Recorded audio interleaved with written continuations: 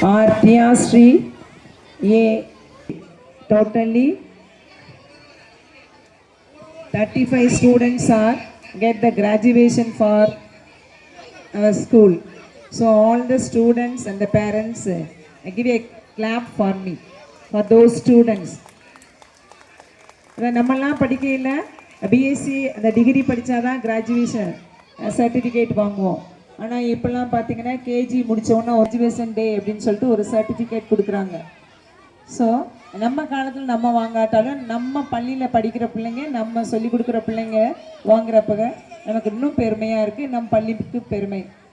இந்த பட்டம் வாங்குவதற்கு உறுதுணையாக இருந்த அனைத்து பெற்றோர்களுக்கும் என் பள்ளியின் சார்பாக நன்றியை தெரிவித்துக் கொள்கிறோம்.